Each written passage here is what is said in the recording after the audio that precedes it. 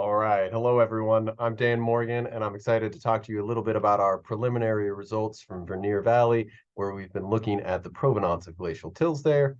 I want to thank my field team that went with me this last fall. So we have Nadia, Courtney, Robin, Peyton, and Kevin there in our picture. And I obviously want to thank our funding sources, National Science Foundation. And I want to make sure I especially thank the GeoReps program that gave us supplemental funding to allow Courtney Megerian, who's there in the black and white jacket, the opportunity to participate in this project.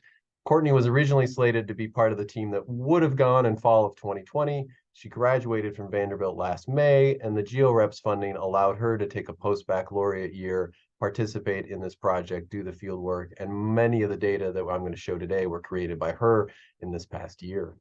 So I also want to make sure I give a big thanks to everyone in McMurdo Station, Denver, all over the world that helped support this project, gave us a really successful field season, and we had a great time in the field this last year. So thanks to all of them as well. Now, this project is really designed to use provenance tools to look at the glacial history of Antarctica. And what's kind of unique about this project is that the field team, the primary researchers, are all undergraduate students. So the 3 students who came with me were all juniors. They took kind of a specially designed semester last fall where they basically took 18 credit hours with me. I taught a glacial geology class and a history of Antarctica class and a field methods course, all before we left for the field. So we just kind of did it on an accelerated schedule. Then they got a lot of research credit as well.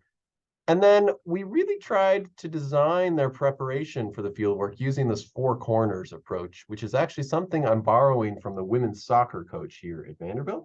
And he tries an approach where he wants to prepare the students academically, physically, socially, and psychologically, and as well as technically. And we tried to adapt that method in our preparation, where we obviously wanted to make sure we had the right academic and background for the field work. Physical preparation was a big part of what I asked the students to do, sort of understanding the social and psychological demands that would be put on us in the field work, as well as having the right technical field skills. So we put together a really unique semester for them to do this. Then this project, we're going to use provenance tools to really see if we can look for changes in glacial flow or erosion over time. Obviously, we don't have an indication of how the glaciers were flowing in the past, but the record of how they flowed is in the till material itself. So changes in provenance might indicate a change in flow patterns over time. We also want to ask some big questions about how well correlated tills are from different valleys across the dry valleys. Or do we see evidence of big events like glacial overriding or fjords that may have come through these valleys? So there's a whole host of questions that we can ask with this.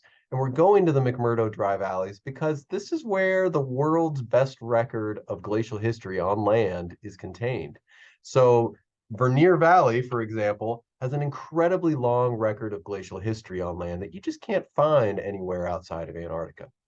So Jane Staiger Willingbring dated the bunch of moraines that are in here. You can see in the glacial map on the right, they identified 4 moraines. The youngest is right along the glacial edge and is just about 50,000 years old. Going all the way up to the F4 moraine is about 4 million years old. So again, an incredibly long time record of glacial history here. So just to give you a sense of what these look like, the F1 moraine is right along the glacial edge here. Here you can see the F2 moraine. F3 and F4 are these nice ridges along here. And at each moraine, we collected 4 soil pits and then 2 samples from each pit, a top and a bottom. So the preliminary, we also then collected ice, dirty ice from the glacial front, as well as colluvium beyond the glacial limit. So the preliminary data that we have are grain size, some geochemistry from a portable XRF, as well as organic carbon. And you can see initially that grain size is actually we're getting more clay over time. Interestingly, the rubidium-strontium ratio seems to decrease with time, which would suggest less weathering.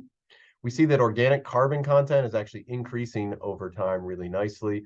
And then the barium-zirconium data don't seem to suggest any changes in the general provenance signature between these tills and colluviums. So what's coming next for us is that I actually have 4 students working in the lab this summer, all 3 that came to the field, and then a 4th who's working with me. We're processing samples from all 4 sites that we went to, and our main goal this summer is to get detrital zircon so that we can do uranium lead dating of those zircon and to get more detailed provenance data.